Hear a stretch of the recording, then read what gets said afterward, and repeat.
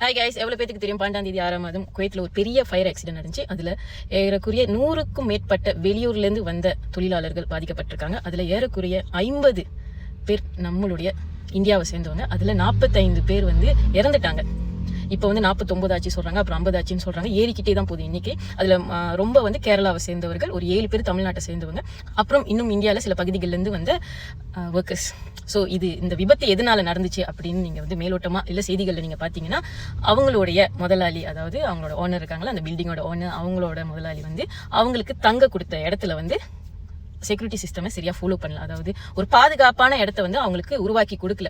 தீ பிடிச்சிட்டோன்னே அவங்க வந்து ஓட ட்ரை பண்ணியிருக்காங்க. எமர்ஜென்சி எக்ஸிட் எல்லாமே லாக் பண்ணி இருக்குது.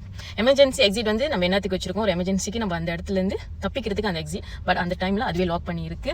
அது மட்டும் இல்லாமல் அந்த பங்குனான்ல வந்து ரொம்ப ஆபத்தான ஒரு சில கேஸ் சிலிண்டர்ஸ்லாம் வச்சிருக்காங்க. மோஸ்ட்லி கேஸ் சிலிண்டர்ஸ்லாம் எப்படி ஸ்டாப் பண்ணணும், அதுக்கான நிறைய எஸ்ஓபிலாம் இருக்கு. ஸோ அது எதுவுமே அவங்க ஃபாலோ பண்ணல.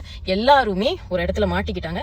தீ பற்றிருச்சு, நிறைய பேர் உயிரிழந்துட்டாங்க. இதுல இருந்து நம்ம என்ன கத்துக்கலாம்னா, வெளியூர்ல இருந்து நம்ம நாட்டுக்கும் வேலைக்கு வர மக்கள் வந்து நிறைய பேர் இந்தியா, இந்தோனேஷியா, பங்களாதேஷ், நேபாள் எல்லா இடத்துல இருந்து வராங்க. நம்ம இந்தியர்களே நிறைய பேர் வந்து அவங்கள வேலைக்கும் வச்சிருக்கோம். ஸோ மேக் ஷூர் உங்க தொழிலாளர்களுக்கு நல்ல ஒரு இடம், நல்ல ஒரு பாதுகாப்பான ஒரு இடம் கொடுங்க.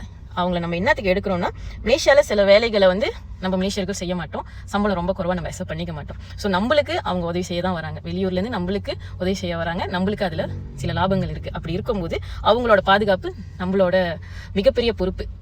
அங்கே வந்து அவங்க அம்மா அப்பாவையோ பிள்ளைங்களையோ மனைவியையோ விட்டுட்டு வராங்க. ஸோ உங்களோட ஒர்க்கர்ஸ்க்கு ஒரு பாதுகாப்பான இடம் அமைச்சு கொடுங்க.